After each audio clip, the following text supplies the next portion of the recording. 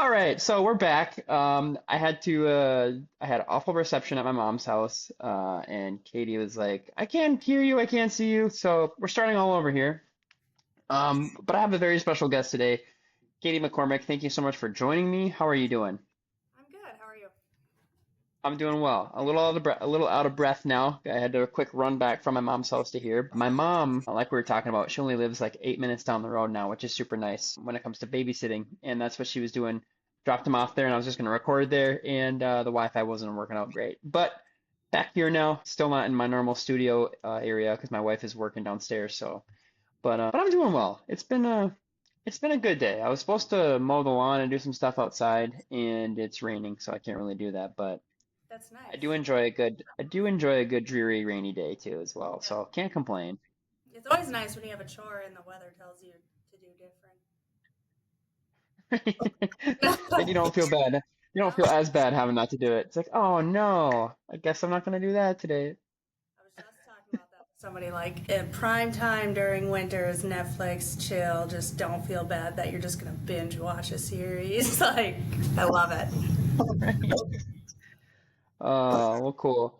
Well, Katie, the other day, I had a work training and they said there was gonna be a special guest that was coming in, and Troy, the jail administrator or captain there, who I'm actually going to have on the podcast. I mentioned that too. He's going to be coming on here pretty soon, so I'm excited about that in the weeks to come here. But he put on like a presentation. It was like a good half hour of the new values and the new mission and just kind of the goal he wants to continue to take the jail. And it's all about just the deep core of honestly just being good people, being good servant-minded individuals with integrity and kindness. And I wish I had the whole list of everything that we went over, but after doing that, they brought you in and gave you the opportunity to kind of share your story in front of a whole room of correctional officers. I'm sure that had to be a little intimidating at first, but you crushed it. It was very inspiring and a very awesome presentation that you put on. And then you answered a couple questions and then left, and I pretty much had to run out to track you down to get your card because I thought it'd be really cool to get you on here because this is kind of the culture that I'm trying to grow on this podcast. And selfishly for myself, like I really enjoy this. I really enjoy with talking with people and learning. Like I mentioned before, I have a notebook here that I take notes on from all of my guests, whether it's questions that I ask or stuff that I really like and learn, and then just an opportunity for other people to hear your story and go, wow, if she went through that and was able to be this bubbly, smiley person that she is, like, how can I get that, Or maybe I'm going through something similar, or I went through something similar, and you say, well, how am I supposed to get through that? There's no way. And you can look them in the face and say, no, there is a way. I was able to do it. And it's crazy. It's super cool, super inspiring. So I really appreciate you taking the time to come on here. I'll tell my story. So I didn't write anything like at the jail, I don't do public speaking, so I had to write it all out. So it was a very, very like portion of my story. The main reason I went there was I wanted to, let everybody understand like the impact that they can have on somebody's life as a jail guard. But I mean, my story could go on for days. So if I backtrack, bear with me. Do it. I'm here for it. So just some basic information. I was born in 1993, and growing up, like for the first 5 years of my life, we had always did things as a family. Like we would go to, I have family out in Pennsylvania, so we go out to Pennsylvania and like see that family. Like we went to SeaWorld, we went up to Gooseberry Falls as a family. So like I remember those not little, but I remember the little amount of events that in my life that I had a whole family together and things felt normal. So things started getting rocky in my life. It was like second grade. I didn't know what was going on in my life, like wasn't normal, like my parents not being home or having to get myself ready at first school, in second grade. Like I didn't understand that this wasn't normal. But one day in second grade, I came home from school and my dad was laying on the bed crying. And like, I never really seen my dad cry. He's probably going to watch this and like not even believe I remember this, but he was laying on the bed crying and I was like, what's wrong, Dad? And he just told me, like, your mom went to the hospital. And I was super confused. Like, I didn't understand why she went to the hospital, and he just said, like, she was sick. And so my mom ended up being in a drug addiction. Like, she had a drug addiction to meth, and so she was in treatment.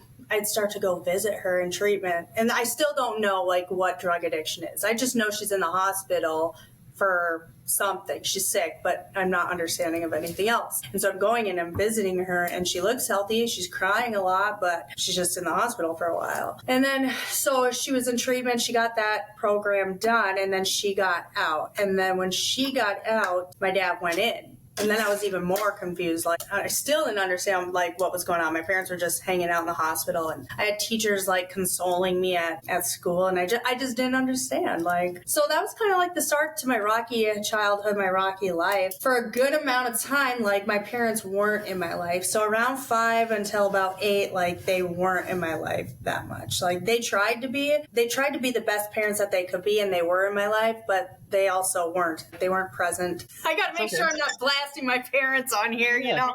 That's okay. So that was kind of like the start of it. My parents ended up getting out of treatment, and they were fighting a lot still. I think that they kind of had realized that drugs were keeping them together, and like their sobriety was making them finally be who they truly should be. And I think being sober kind of made them realize that they weren't for each other. My parents had a really different divorce than most parents. Like, it was, they co-parented really well, and I'm super appreciative of that. So they were both divorced, living in different houses, but growing up through elementary school, the rest of elementary school, and then into middle school, it's like they were still a team despite their differences. They did everything for us. And so one parent lived in one house, the other parent lived in the other, and then me and my twin sister kind of learned the manipulation side of things in a divorce, where like if you're at one parent's house and you live in the small town of Crosby, like, and they say no, it's just a walking distance to the next parent's house. And so that's kind of what we did for a while. My sister got a really close-knit relationship with my mom, and I got a really close-knit relationship with my dad. They love us both, but like you do get those parents who you just vibe with a little bit more. And so me and my sister were doing that, just manipulating the system. And then I don't remember, my dad had moved out of Crosby, and it was just my mom. I was just hanging out with the wrong kind of kids. Like, I already had felt like a misfit. I never felt like I fit in anywhere. I never found my sense of identity as a kid. Like, I was just kind of all over the place. One day I was like a hipster. The next day I was like full out gothic. Like, I just didn't know who I was as a kid. So, so what that did initially was like draw me into the wrong crowd of people one day. I had started drinking at about 11. And then 12, I was smoking weed. So with all this came like the legal system. My sister and I, there was juvenile court every Friday in Crow Wing County. And if I was not in that seat with Judge DeMay, my sister was. I was just at a rebellious stage too. I don't think I was dealing with things on the inside of like what I had truly went through with my parents. Like I was just kind of rebelling. And I always told myself, like, as long as you don't do meth, you'll be okay. So that's kind of like what I told myself. So I just gave myself an excuse to do anything. And so when I was drinking and smoking weed, I would throw it in my mom's face if she would lecture me about using weed or drinking. I'd be like, well, at least I didn't do meth, which is super wrong of me. And I'm not saying it was okay. I'm just saying, like, that's how bad, like, my mindset was as a kid, is I thought that was okay. So I started getting in trouble with the law. At 12, and so it was like stealing, drinking, running away, and so finally I got sent to a group home. And at this group home, I had met some staff members who like started letting me smoke cigarettes and started drinking at the group home. So then it was a thing where, like, when I left the group home and I was starting to go back, I didn't really care. Because and it wasn't even the part about drinking. I think it was more the part about doing things I know I'm not supposed to be doing that I like to do. It's really that don't touch the fire, but I touched the fire. don't touch the flame, you're gonna get burned. Like that's just who I've always been. I was always in trouble. And so I went to a group home, and then I went to a juvenile detention center once as well. I got caught with weed. My mom caught me with weed when I was in 8th grade. And I'm sure for my mom, it was a really scary thing. Obviously was probably worried that I was going to start going down the same path that her and my dad did. And so she had brought me to the doctor, and they had put me on a hold and sent me to treatment in the cities. And my dad, and this was the start of me really manipulating the system with my parents, because I called my dad right away, and my dad would be like, no, absolutely not, mad at my mom for doing this. And so I went to that treatment place, and what it did was just get me to learn more about drugs. I was only smoking weed, but what it did was it made me learn a little bit more and see other kids my age who've done more. And then it's made me wonder, should I do more? Is it going to hurt me? I just seen kids, they look perfectly fine. So I did do coke at 14, but what really made me start hanging out with the wrong crowd and drinking was that my school went on strike. So the next thing closest was Brainerd. And so when you go to when I have a class of 50, 60 kids, and you go to a school like Brainerd, it is a culture shock. It is I was talking to you about earlier, I had close-knit relationships with my teachers, and I valued those relationships. So now I'm going to a school that a teacher is probably not going to even know a thing about me. He has to remember 200 kids a day, maybe, So it really just got me hanging out with the wrong crowd. And then, so fast forward, I went to treatment, lockup, just getting in trouble with the legal system. And then I did cocaine at 14. So I was just getting in trouble all the time at this point, drinking, smoking weed. Then I was doing coke. So I went back to Crosby after strike. And this is having me back and forth because it was really a lot of switching around in my high school year because of the trouble I was getting in. And so I went back to Crosby after the strike, and then I got kicked out of Crosby. And what they did was they made me go to MLC. So what MLC was in Brainerd, I don't know what it stood for, but what it was is it was a school for kids who got in trouble or had a really severe learning disability due to ADHD or something where teachers really couldn't handle them. And so I went there, and when I went there, I really felt that was the first time I ever really felt depressed in my life. I noticed what depression felt like I remember it to a T. And I felt alone. I was the only kid that went through that in my school that I knew. All my friends were hanging out, and I was getting sent off 16 miles away, and it just sucked. And so I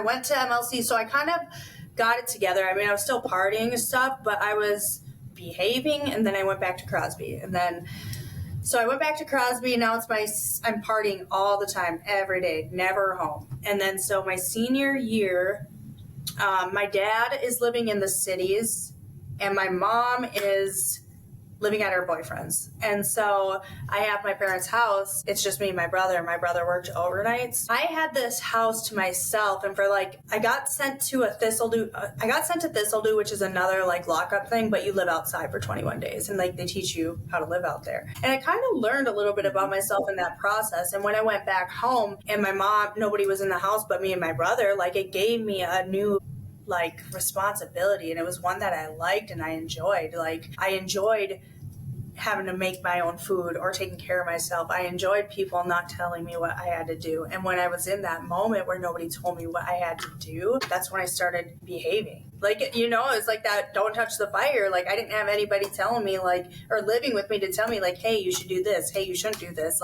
When nobody was in my house, I finally was okay, I'm going to school every day. I'm not staying out at anybody's house. I'm not even going to drink anymore. I was really it just changed me 100% to not have somebody over my back. So I had started bartending and then I graduated high school. I almost didn't graduate though because of my past behaviors. I had wrote on a locker with locker paint with my friend, and he didn't know that it just peeled off. but our principal expelled me, and like the other girl didn't get in trouble. And I just always emphasize this story because it didn't matter like how well I was doing. It didn't matter how well I had been doing for last year. What he looked back at was like my record in the past. And that's like my whole life, you know, like how people look at you from yesterday shouldn't be how you're viewed today. So I always emphasize that story with the locker pick because like my friend who never got in trouble, she didn't even get a disciplinary report, but me, it was a quick like see you later. Thank God I had people in my backyard watching over me in the school, and I had teachers who advocated for me to like, if she's going to be expelled, like it's 2 weeks away, like let's just have her do after school programming. And so I was able to graduate and walk. But so then I stayed sober after I graduated, and I was like, I've worked my whole life since 12 years old. Yeah, I started cooking, and my parents didn't have money to just buy me things. They went to school to be nurses, but like they had a house, and you know, they had college that they had to pay for. They had all of us kids. So they didn't have the kind of money that a lot of kids have. Like I always got my stuff at thrift stores or something, you know? So like my first car, everything I have ever gotten in life, I pretty much bought, like ever. Like I'll get help from my dad, but I hate asking because he'll always say yes, you know? He'll always say yes. So I graduated and I've worked since I was 12, and then I started bartending. And when I was bartending, I still stayed sober. Like drinking wasn't a thing. Like I had lost weight. I wasn't puffy. Like my graduation pictures, I am just like, from drinking so much, just puffy around the face. Like, so I was just feeling really good about myself. Like, it's for real. It's a thing. Like, I'm in good shape right now because I don't drink. So my friends, they were moving out to the oil fields to work. And then they told me how much money you make. And I was like, I got to come visit you guys. And I went there. They were living in a camper. And I was like, heck yes. Like, this is roughnecking it. Like, I loved it. I loved living in a camper. It was so cool. And, you know, I made really good money out there. And then I ended up moving in with a guy later on down the road. I met this guy at the bar, which is never a good place to meet your significant other. But I met him at the bar, and so I got in a relationship with him, and it was great at first, like the honeymoon stage. Like, he had a lot of money. We had a nice place to live, nice vehicles. But it got to a point where, like, my stuff was getting broken. Like, he was breaking my belongings. Like, I was always, okay, so, yeah, I didn't ask my dad for money, but my dad did always pay my cell phone bill. He doesn't anymore, but he did pay my cell phone bill back then. And so it was through AT&T. And so every time my phone would break, like, in order to get a new one, he would have to, like, make the approval, or, you know, it has to go through him because it's his contract with them. And so, like, I was calling my dad every week, he would have to, like, give them approval to fix my phone. And, like, I wouldn't tell him what's going on, but he probably had some ideas. But yeah, so the guy I was seeing was just like breaking all my belongings at first. And then after that, it got to be physically abusive. And, you know, I had a really good job of 401k and a salary job. And like, he made me quit it because I worked with two guys, like, because there was men there. And so I had to quit that. Then I had to quit bartending and serving. And then all my friends were messaging me all the time, like, hey, come out. We don't see you anymore. We're worried about you. And he just wouldn't let me leave. It got to a point where he wouldn't let me leave the house, and my friends were starting to be concerned, and he wouldn't even let me talk to them. Like, and if they did, or if I did, he'd reach out that he would break my phone. And it just got to be a lot. And I also wasn't much of a drinker before I met him. And since being with him, I started drinking. And then at this point, like, I sat at home and I drank by myself all day. And like, that was new to me. That was something I'd never done. Like, drinking was always a social thing to me. But there, like, when I was with him, like, I just sat and drank. And like, the only way I could get out of my house was like pretty much going to a gas station or something. And so I'd just go to the gas station and I'd buy those shooters and I'd just sit in my car, and that was my way to get out. And then, so, like, one night I just kind of, I said,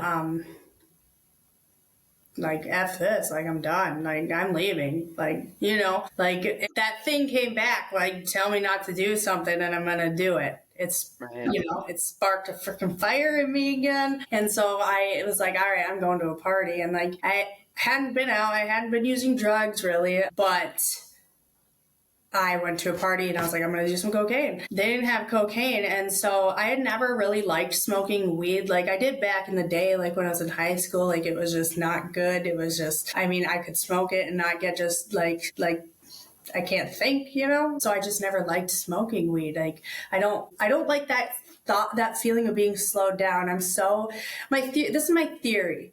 Yeah. My theory is that I am so ADHD, and that what weed does for me is slows me down, but it makes me feel like I look weird, but I actually probably look like normal. I probably am like, people are like, whoa, Katie's like calm today. Like she can sit still. Like, you know, I look normal, but to me, like, I feel like I'm like paranoid and look really weird, you know? That's my theory on what weed does to somebody on ADHD. That's ADHD. So I didn't like doing it. But so I seen somebody smoking weed at this party, and like, if you smoke weed out of a bong, sometimes people don't clear it. Like that's my personal experience. Like I've seen when I was younger, you know, it's like if they smoke it out of a bong, they don't get it all, or their lungs can't take it all. And so somebody else would take the rest of the hit. So I seen somebody smoking weed and like they hit this bong and they didn't hit it all. And I was like, do you mind if I just hit the rest of that? And it ended up being meth when I smoked it.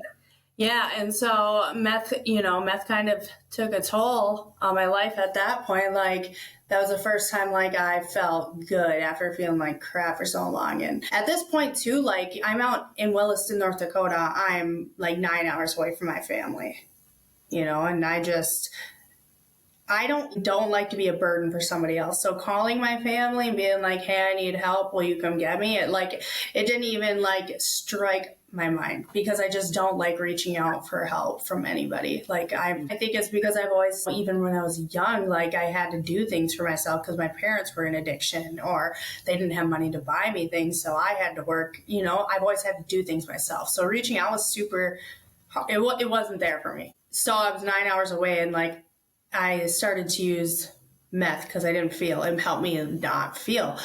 And I ended up going to jail for a DWI. And my mom came out to Williston to come get me, and I wouldn't go. And she put me in this, like, she committed me. And then I left, you know, on that commitment, and I just went and used again. And so it was just a thing. I sat in North Dakota and I was arrested all the time. Before I get done here, don't let me forget, I'm going to read you this poem that I wrote when I got out of prison. And it just kind of sums it up. It's really good. So don't let me forget. I'm going to read this poem. Got it. So I was in and out of jail all the time in North Dakota. And then it kind of got to a point like, nobody really tells you how it's unexplainable what meth does to a person. Like you see people lose their house, you see people lose their family, you see people lose their life, you know, like you see people lose a lot, but like unless you've done meth, you just don't understand like how much of a hold it has on your life. So, and I don't say this because I'm going to share something super personal. Like it's very vulnerable. I don't share it all the time, but it's like, it's the only way for people to really understand like how bad it does have a grasp on your life. And so,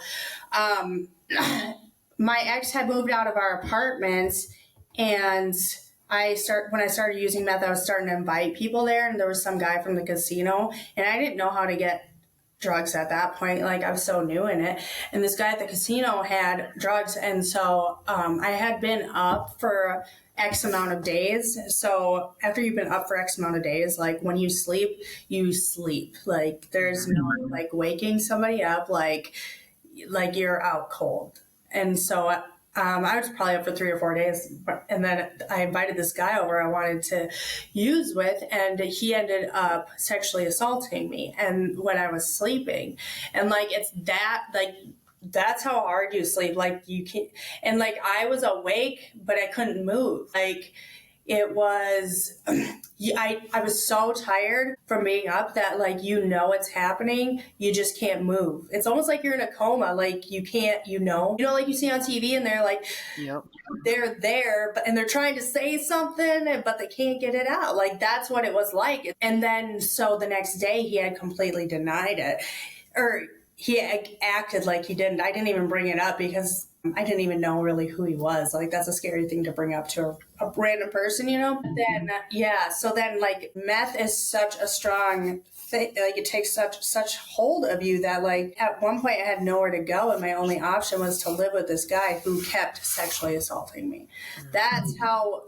That is how like deep meth can have a hold on somebody's life. And that's the best way I can like describe it like to somebody is, you know what I mean? Like in order for me, I would have rather stayed in addiction and like kept getting sexually abused than got sober, because that's what meth did to my mind. So I was in and out of jail all the time, and like finally my dad came and got me. And so I came back home and back to Brainerd or Crosby area. And so I didn't stay sober. I used right away. And I had gotten in the crowd with the wrong friends. And like after you start doing meth for so long, like you really, it's like anything else, like you gain a tolerance. And so I wasn't getting high from smoking meth anymore. And I had experimented shooting up. And so I was really at like a low point. Like these are things I told myself I'd never do. Like I had shunned my mom for using drugs. For using meth. Like I told myself I would never shoot up. And like I was at that point, like where I was like, okay, I have to do what I have to do. And so I started shooting up. But right after that is when I ended up getting arrested for the last time.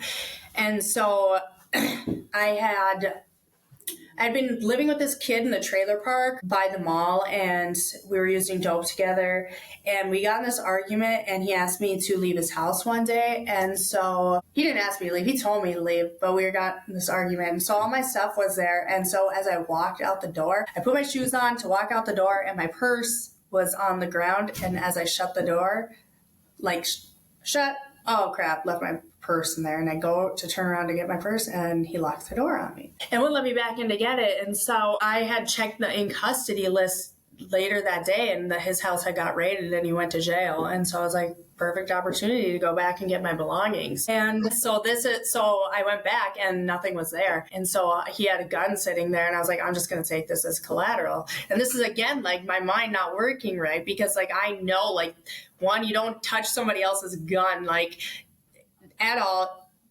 but I know I have morals. Like I don't steal from people. Like that's just not, because I've worked so hard my whole life for things I have. Like that just wasn't the thing. Even during my youth, like I didn't go out and steal from people to get high. It just wasn't who I was. So then they arrested me for stealing that gun when he got out of jail. So I ended up I sat in the Crow Wing County jail for 9 months, and I was not good. I misbehaved a very long time. And so what was the start of that is I put myself on watch right away, because I was freaked out, and I knew like if you go on watch, I know that they confined you to an area, like, you know, to watch you. And I knew I was going to jail for a long time. And I was like, I put myself there because I was coming down, and like two, I just didn't know what I was getting myself into, and I knew I was going to be there for a minute. And in that, I started acting up. And so Troy would come in every day and like talk to me and acknowledge me, and like I would act crazy in there. I mean, crazy. Like I really didn't care what they thought of me, you know, and I was like, and I kind of made a game of it. I was still coming down off drugs, and like this staff member, I had expressed to her that I lost my dog once I got arrested, that the Humane Society took her and already had given her out. And she, like, that was the one thing that upset me. Like, you know, I didn't cry about anything, but I cried about that dog. Mm-hmm. And so I had no like compassion or care for myself. My self-esteem was shot. Like I was at like an all-time low, and there were some guards in there who were really mean to me because of the way I acted, and which is rightfully so. But there were some who were super disrespectful no matter what, you know. But then there was people like Troy and Ron, and it wasn't just Troy and Ron. Troy and Ron taught their group of staff, because each sergeant has their shift of people, and Troy and Ron taught those guys right. They led their pack right, and they taught them how to treat me. And so I acted accordingly. So I sat in the holding, and like on Christmas Eve, this girl came in, the guard, she She was working that night. She left, went home, got her dog, and brought the dog back for me to pet. And that was like it makes me tear up, so I'm trying to catch my breath. It was just the nicest thing that anybody had did for me in a long time that I felt, like she cared about me. Like even all this crazy stuff I was doing for the last 3 months in the jail, like she had just a little bit of love to give me, and I needed that. And that little bit of love gave me some push to start loving myself. And so after that, I just kind of like, so that was Christmas Eve. And I mean, I was still kind of acting out, but the only reason I was acting out was because I didn't want to go back into the pod. So I did everything I could to stay out of them. And so in that time frame, I got a couple assault charges for assaulting the staff there. But then I went to prison, or I was sentenced to 41 months, and I went to prison. And so I spent almost 3 years in prison, and it was a year and a half of me being incarcerated with jail and prison, where I was in the courtyard at Shakopee, and I was like, and I remember I just stopped. I'm like, whoa, like, and I literally, like, I was in the middle of a volleyball game, and I was just like, I stopped because I felt like I was like the sun beating on me, like I was being active, like it was just a bunch of things, and I was like, this is me. It took a year and a half for me to be like, I'm back. That's what meth did to me. Like it really sucks the soul out of you. It just sucks your life out of you. So I was completing the rest of my prison time there.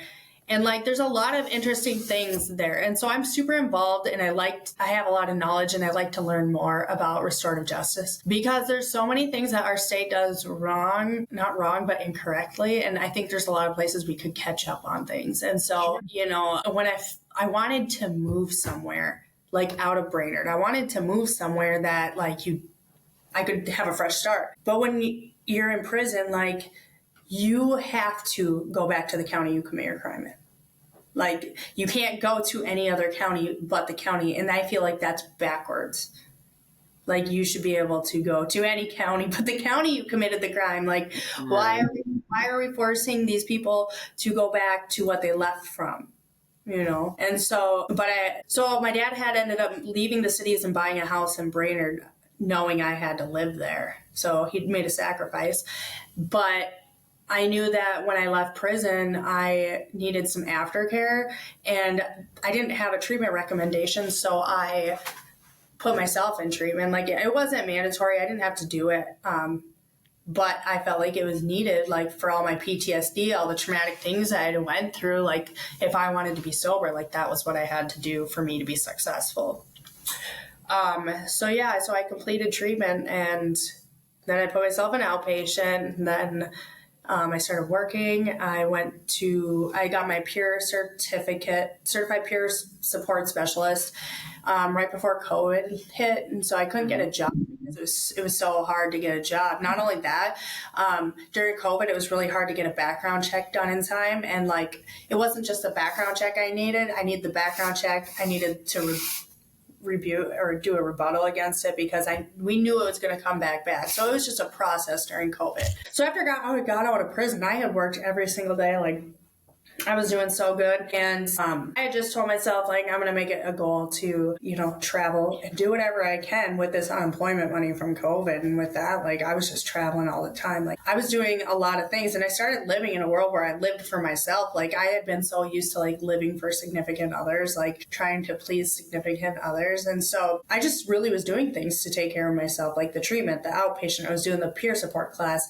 I was working. I was just doing whatever I could. So now it's been 10 years later. So back in November, I started going to church. Somebody asked me to go to church with him, my cousin, Brian Andrews. And so he asked me to go to church with him. And I said yes, but I really wasn't going to go. But he told me he was going to pull up to my house and come get me. And I was like, all right, I live with my dad. So I was like, I don't want my dad to have this commotion outside of his house, so I'm just going to go. And so after that, like, I'll never forget, the first sermon was don't run away from the storm, like hit the storm straight on. You are the storm. I'll never forget that. Like ever since that day, like I go to church religiously, and I volunteer at my church too. Like, so that first day I went back to church, like doors started opening everywhere. I mean, they are still opening like crazy. Like, I have doors open this weekend. I was just like, I don't know how I'm going to jam all this in my life, but I need to, you know? So after that, like, it was like a week after I went to church, I was asked to be a part of a committee for Crow Wing County. It was a Crow Wing County Restorative Practices Committee. The state just came up with this committee, and every county had to have one. And so I was like, okay, I'll be a part of it because I like the restorative justice stuff. And so I'm sitting on my laptop in my house, waiting for everybody to pop in. And I'm thinking like I'm going to be surrounded by peers like me, people who've had the same walk of life as me. And so I'm sitting here, and all of a sudden I see like judge, probation, police, Baxter PD, like all these people, district attorneys, probation. I was like, what the heck? And I'm the only person on there like that's had the walk of life that I've had. Wow. I was like, how do I exit politely without them like being mad? You know? I was just shook, like I had no idea. So we're sitting in this meeting, and they're like, we need to have a chair. Somebody needs to be the chair. And I was like, I raised my hand. I was like, it should not be me. Like, you guys are all very, very professional, and I'm not professional compared to you guys, you know? And so they go around the room, vote, and they all voted for me. And I was just like, I was moved. Like, there's been 2 moments in my life that have just been like the best days of my life. And the first and foremost will always be the day I had my kid. You know, there's nothing that'll beat that.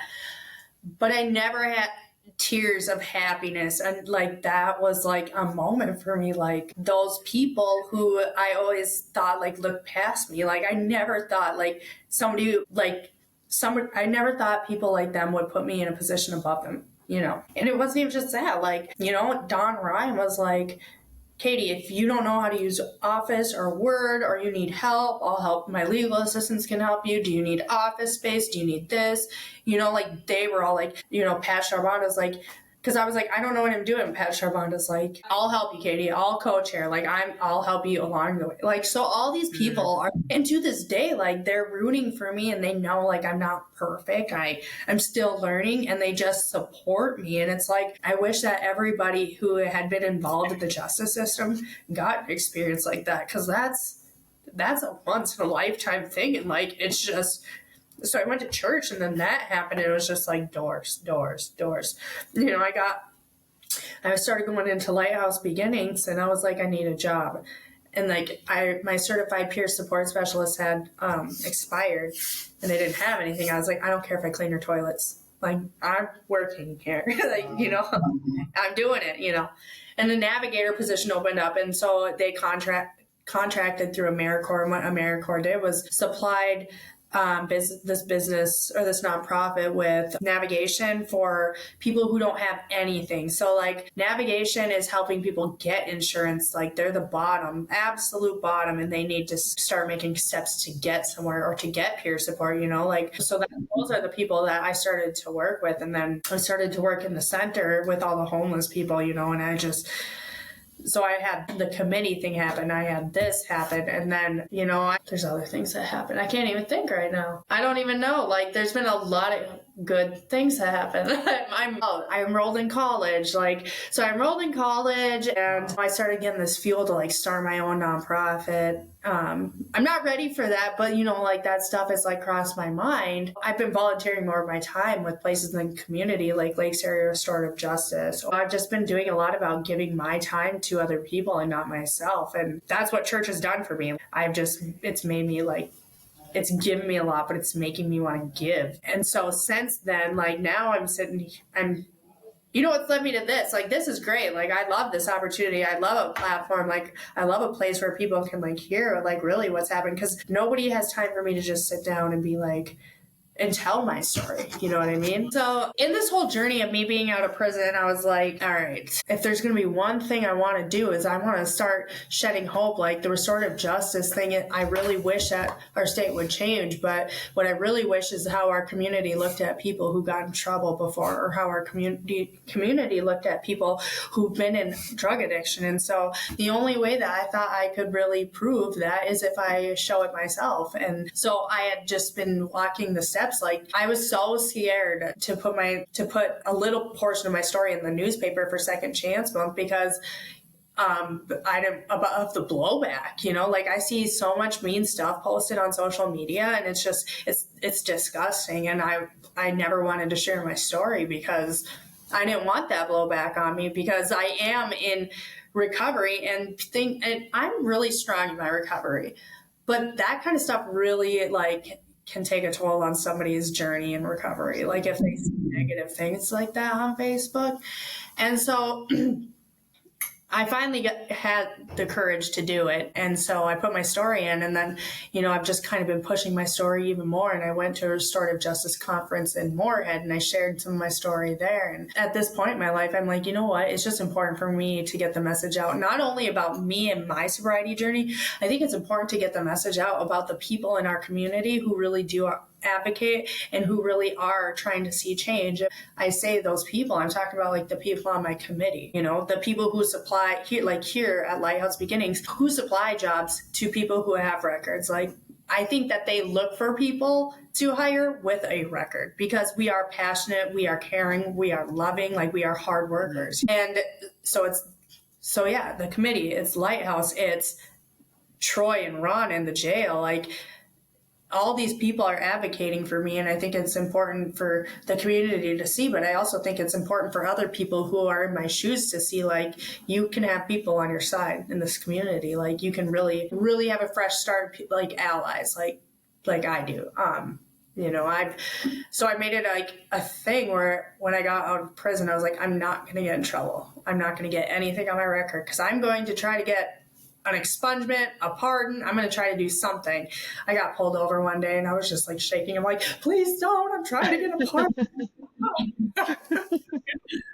Like, you don't know how that feels like when I haven't been pulled over, but like except that time, but when there's lights behind you, it doesn't matter like how long I've been sober. Like you're still like, stuttering your words. But I was like crying, like, please don't. I'm trying to get a pardon. And so I put in an application for that. And so when I'm studying restorative justice, I learned that a lot of restorative justice is just like accepting responsibility for your actions, and, not even just responsibility for your actions, but also forgiving yourself and understanding you can be a new person. I am a new person, So I started I sat down and I'm like, okay, how can I make myself a better individual? And I told myself, like, I just came to the conclusion, like, okay, I need to, I was like, do I write the victim of my crime a letter of forgiveness? Like, I tossed it back and forth. Like, do I write the jail a letter of forgiveness for the assault charges? Like, and finally one day I was just like, you write everybody an apology letter. Like, and I even went and wrote my ex an apology letter in North Dakota, the one that was abusing me. Like, I was like, I told him, I'm like, I'm sorry. Like, you didn't deserve for me the way I treated you. Like, the way I was like this, like, your actions weren't excusable either, but I do want to apologize, like, for me going into a meth addiction and right in front of your eyes. Like, like, I wasn't pleasant to be around at that point. Like, his actions weren't good. I felt it was important for me to apologize for the things that I was ashamed of. And so I wrote a letter to the kid I stole the gun from, and I wrote a letter to the jail. Or I didn't write a letter to the jail. I talked to the jail and I told them what I had been doing. And like, the kid wrote me a letter back, and it was wonderful. Like, just asking the state, like, for me to send in, asking the state for them to like forgive me and that I deserve another chance. And like, Troy at the jail and Chris and Ron and them, like, they see my progress. Like, I am in there all the time. And like, anytime I need anything or I need a letter of recommendation, they are there. And like, that's really what I want people to understand from me, is like, these people at the jail can be your allies, you know, and I want the people working the jail to realize they can be somebody's ally. Like they can be the difference. Like they really can change life. Like Troy and Ron like changed my life. Like, and I know at our class, like, I don't know if you were in that one. Yeah, I think you were when they were like, well, you have to give yourself success for your sobriety. Was that your group or? Mm, I don't think it was. I don't So think it like was. somebody had said like, you know, you have to attribute like your success, your sobriety to yourself. And I'm like, no, like I do attribute, like I have worked so hard on everything I have done. Right. But if I didn't have Troy and Ron or that person, I'm not going to say her name, bring her dog in, like people give me this compassion, like it wouldn't have made me love myself again. Like, I was hanging out with all these people who are doing bad things, negative things, like stealing it, you know, just doing anything they could to get drugs. I hadn't seen an act of kindness in years. So just seeing an act of kindness gives you that glimpse of what life is really about. And it was like, it's about your happiness. It's about other people's happiness. And like, that is what pushed me to be sober is like, it gave me a little light of like what life should be. And that pushed me because people like them, you know? And so yeah, so since church, all this has been going on, and now I have my hearing for my pardon on the 1st, and you know, I get 10 minutes to talk, and I was like, and I can bring people to like talk and give character statements or whatever. So I was like, I got to be strategic about this. I need to talk to victims of my crime because they get their own time slot.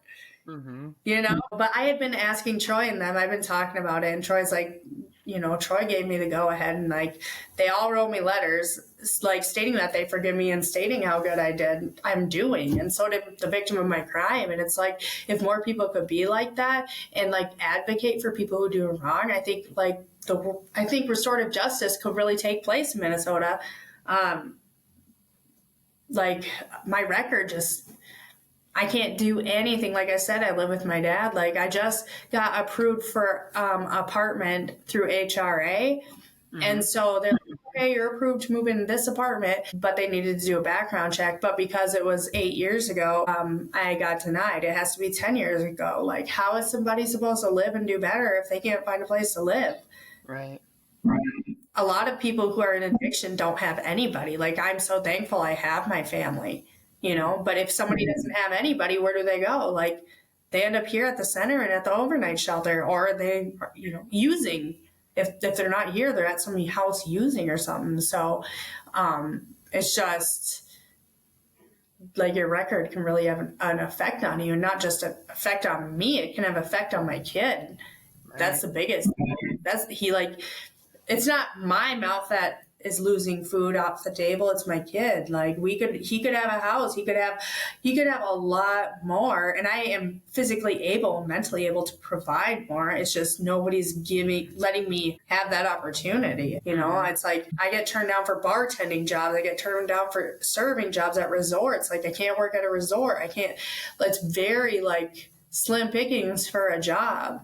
Mm-hmm. You know, do the CPRS, certified recovery support specialist, and you know, I love that. And there's other things opening up. I'll be managing the men's sober living in Jenkins, so that just is going. That's what I got thrown at this weekend. I was like, yes, I'd love to manage that, get that stuff, get some things changed. Like, so I have that, and then another thing I'm doing is I'm working on with somebody is it's a thing like so we want to do some type of programming for kids who have parents who are incarcerated or in drug use, or you know, kids who have parents who have some severe mental health conditions. Like, just get these kids that felt like I did when I was younger. Like I felt like an Mm-hmm. outcast, to get these kids a community of people who are kind of going through the same thing. Like, so that's kind of what I want to working on right now. Like, so it's called Let's Kick It.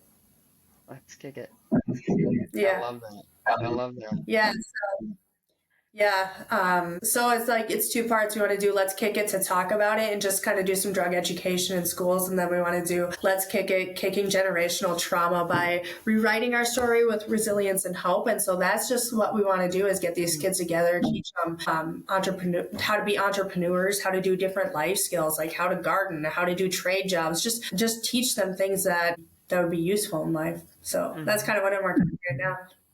That's amazing. And how powerful it is, the platform that you now have, especially the story that you've had, and the story that you just shared, all the ups and downs, and most of them being down, in the valley, going through it, and coming to that point where you're going, I'm gonna be different, I'm gonna change. And it seemed like throughout your whole story there is this common theme of you didn't have somebody that believed in you. You were trying to find your identity, and you found it in those friends that were poor influences, or you found it in the different drugs to try to find your identity because you wanted to escape from those things. And now, going through the experience of then seeing like those judges and the probation and the attorneys believing in you and saying, "Hey, we want you to be the chair," and going through the experiences of being in the jail. And I agree, there are some guards in there, and it's been a very different experience over the past few years, the positivity that has come been working with some of the correctional officers in there, just the positivity with the impact program in the jail and everything. But you do get some that are just not happy to be there, they don't want to be there, and that's difficult, especially when someone like you comes in and you need someone to believe in you, to have that different effect on Yeah. you, because you honestly never know what even a smile can do to somebody. We don't know what people are going through. And when we show kindness, sometimes even when other people don't show it back to us, like that can still have a lasting impact. And for you now to have this platform and to want to give back to the community and give back to these kids and to believe in them is just, it's super inspiring.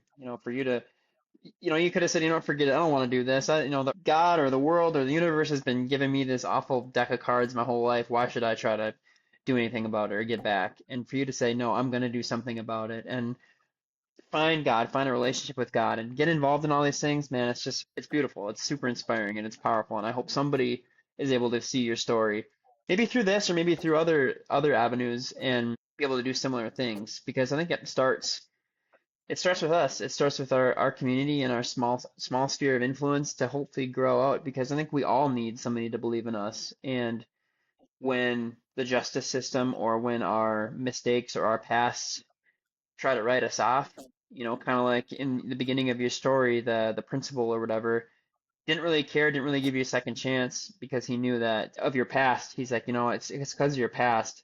So I'm going to continue to write you off and I'm going to give you this discipline or whatever, or expel you when you can believe in somebody who has had a past and not hold that against them, especially for yourself. And I love how you touched on giving yourself grace and forgiving yourself and then asking for forgiveness from other people, like owning what you did and then saying, I'm not going to let this own me anymore. What a weight off your shoulders. Like even as you're saying it, it's like I could see just the weight. Like I just threw that weight off and said, okay, I'm going to move on.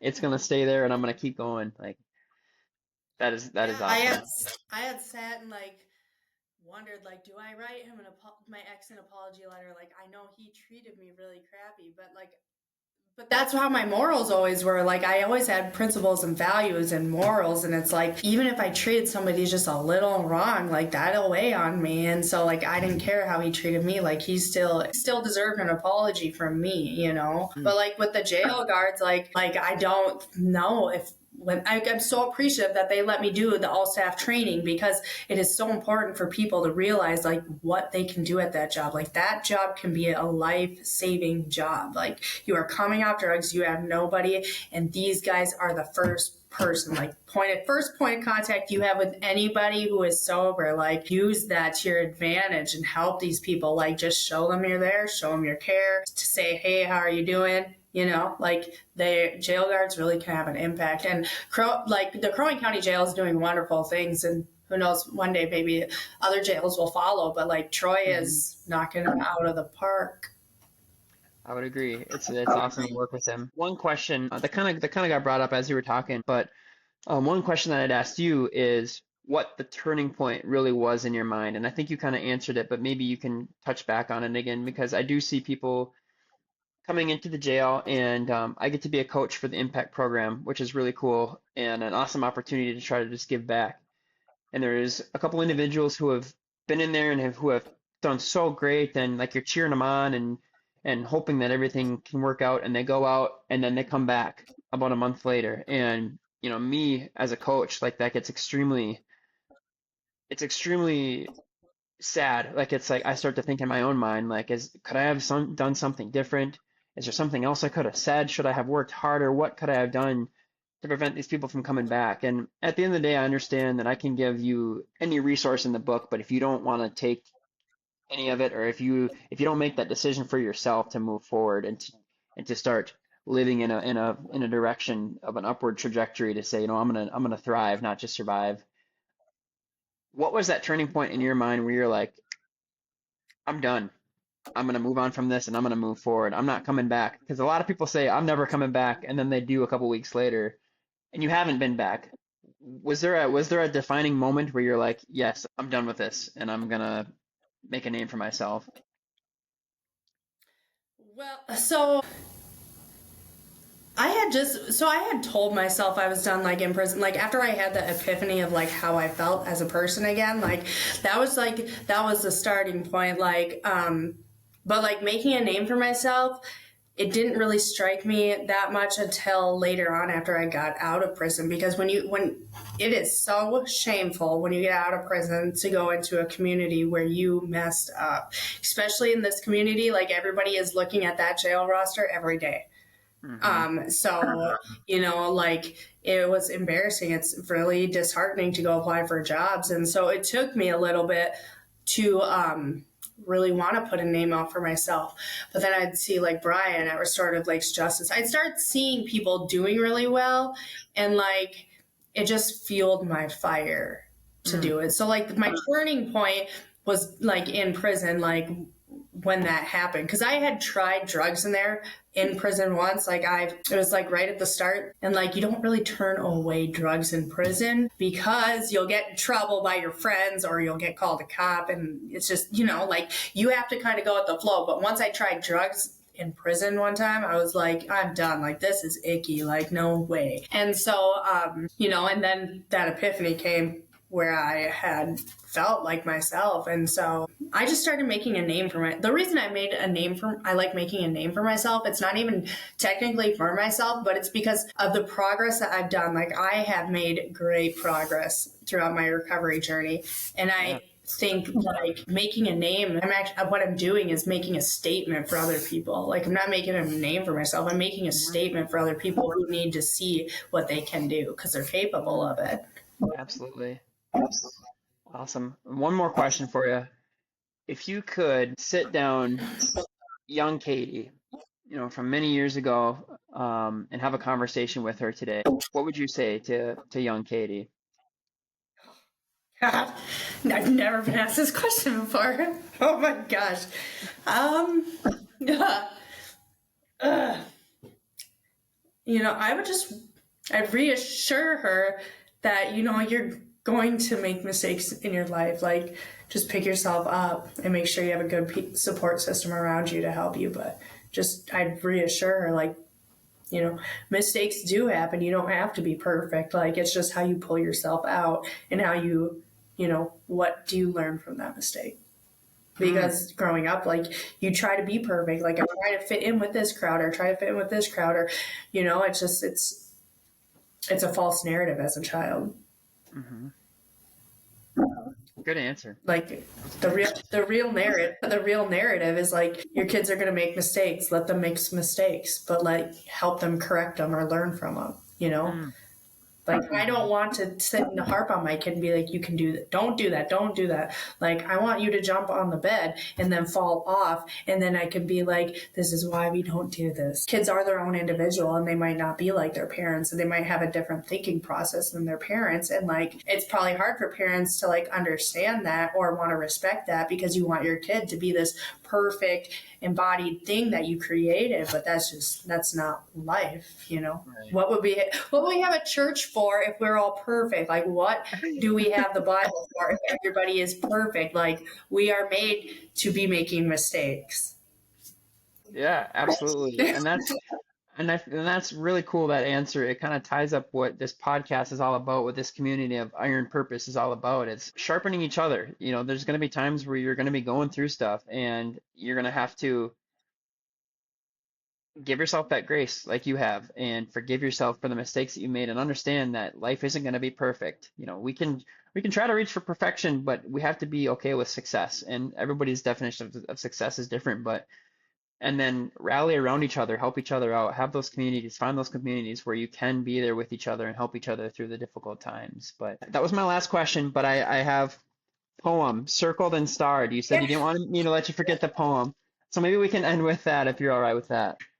So when I got out of prison, I was like, I was so scared to have Facebook or like the internet. And so it didn't last long, but I went without a phone for a while. I didn't want a phone. And so I got the phone. I finally got the phone because I'm like, all right, I'm in treatment and everybody's got a phone. I got no way to call my parents. Like, this is weird, you know? They had like a phone with a cord and it was just weird. So I finally got a phone, but it took me a long time to like want to get on Facebook because I knew that social media was where those old people were going to creep back into my life. Like when I was in prison, I called my dad. I said, here's the thing, Dad, I need you to go on my Facebook. Here's the password. I need you to download all of my pictures, put them on a USB and delete the account. So, you know, I just didn't want to be a part of social media. So, when I got out, I just did a lot of like writing about, you know, thinking about my past and stuff. So I did a lot of poems and so yeah, I wrote this one and I shared it. I've shared it with Troy before at the jail, but I shared it with quite a few people. But it's just like a little bit about my journey through recovery in jail. You've started a fire that you'll soon regret. Your light switch went off that was on in your head. This euphoric high that you have come to love was now gone, as well as the people that were there when push came to shove. As you're struggling to keep all your morals in check, you have now lost your job and your emotions have switched. You will drop every dollar or penny you have to keep chasing the high you'll soon come to regret. Now you're arrested, what you thought would never happen, but you're too sick to realize a change is what's needed. When you get out of jail, you think that you have no one, so you rely on the pipe for the euphoric help. As euphoric turns to numb and you don't get that same high, you turn to the needle, life is lost in your eye. The authorities now know you, you're arrested all the time, but you're homeless in that jail bed helps you get by. A sense of relief your family only has when they know you're locked up away from all the things bad. Now they help take you back with all the support that you need, still sick to realize you're too scared to succeed. Now getting sicker as the days go by, you're arrested again, and 9 months later off to prison you drive. 41 months is a very long time, but a year into it, you start to feel alive. You wake up and it clicks. You're happy to be emotionally stable and mentally free. You have now built relationships with people from your past, and the thought of getting high never comes back. When you get out of prison, you will get the chemical dependency treatment you still need to take care of the demons and the PTSD. You will leave treatment and move on with life to a new beginning of freedom. It's time to say goodbye to all the things that hurt you and all the bad memories. Crystal meth didn't take my life. It just took a chapter of me. Yeah. So, yeah. Let's go. And you're still writing. Yeah. There's the cool thing is that that story's not finished yet. Yeah, there's that poem. I feel like there's more ahead of you, and it's really cool to see. It's very inspiring. So I appreciate you. I appreciate you being on here. I appreciate you coming to the training the other day and speaking to us and sharing your story. I feel like God is only getting started in what He has planned for you, and I feel like a lot of people are going to learn and grow from people like you, being willing to accept their past and forgive themselves and say, "Hey, life isn't over. I'm just getting started." Anything I can help get the word out or shed some hope and light on some other people, I'm all in. Katie, thank you so much again. You're an awesome human being, and like I said, God's got big plans for you. But it's been a pleasure. Katie McCormick, everybody.